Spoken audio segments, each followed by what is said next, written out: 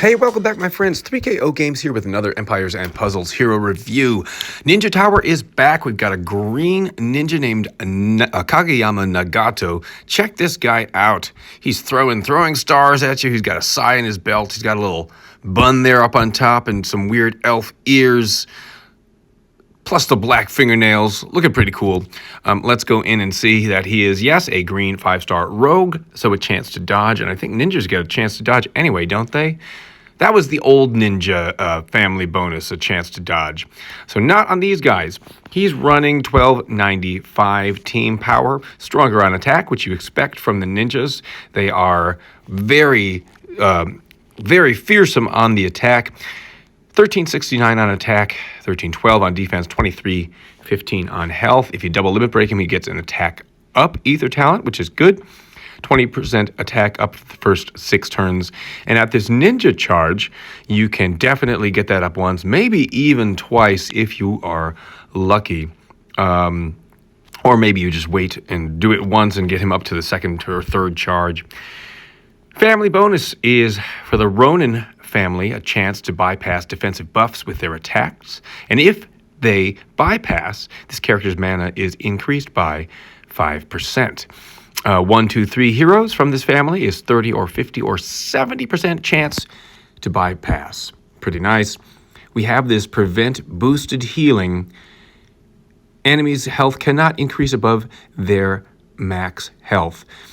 It's a little bit misleading because there are a lot of people that are health boosters.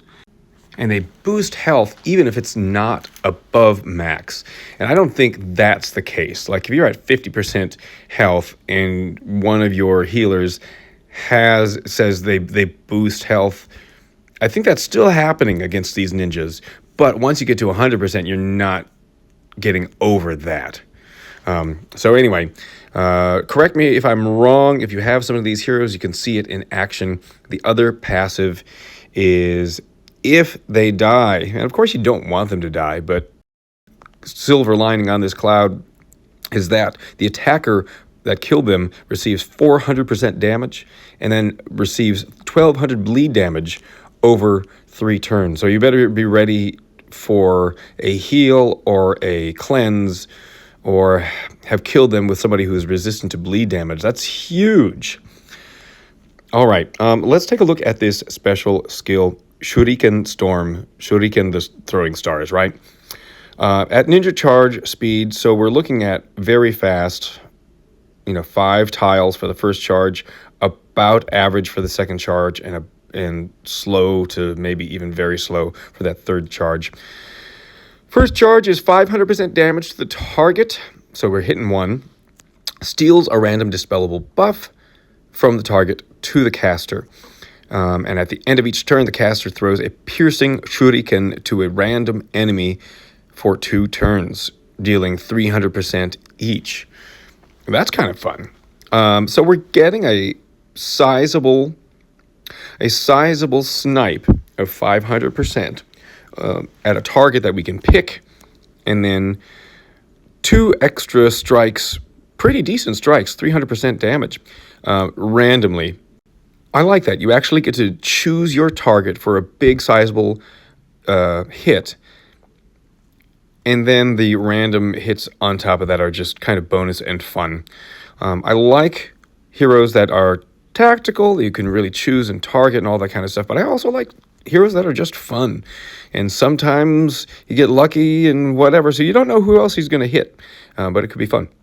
Second time mana charge is now 575% damage to the target, steals 2 dispellable buffs, and at the end of each turn, caster and nearby allies throw a piercing shuriken to a random enemy for 3 turns. So you're going from one person sending out 1 little extra hit for 2 turns to 3 people sending out a random hit for 3 turns. So we're going from like 2 extra hits of 300% at first mana charge to 9 extra hits of 300% at second mana charge. Second mana charge sounds like a great sweet spot.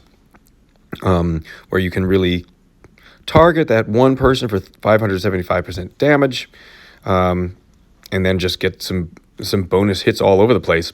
Third time mana charge is now 650% damage to the target. That's getting to the level that might just eliminate a target. Steals all dispellable buffs from the target to the caster. And then all allies throw that piercing shuriken to a random enemy 5 turns. So we're getting 300% damage to all, basically. I mean, it might not hit all. It might hit one person a bunch of times. For 5 turns. You better be able to dispel this. Otherwise, I mean, if this guy gets to third charge, and you're facing him, it's game over. I like this guy a lot. Tactical enough with choosing the one, getting rid of the buffs, and then if you get to second or third mana charge, I mean, we're just dealing tons and tons of damage over the follow-up turns. I think it's interesting that he also steals buffs, because this guy also has a chance to bypass defensive buffs. So I don't know. How do you choose to hit into somebody that you might bypass, that has like a counterattack, knowing that you might take the counterattack damage, but that you might bypass it and you might then steal it yourself? Or do you go somewhere else to some other buff that you're going to try to steal? Interesting interplay of the family bonus of bypassing defensive buffs, and then in the special skill, stealing a random dispellable buff. Yeah, not sure what choices you make. Let me know what you would think about Kageyama Nagato in that way, or in general about this hero. I think he's pretty great. And I have one whopping summon. So let's do some superstitions. Ooh, 3-star troop. Well. One whopping summon. Let's see what happens. Be happy with any of these ninjas. Blue doesn't look like... an old ninja. Zircon. Ninja healer.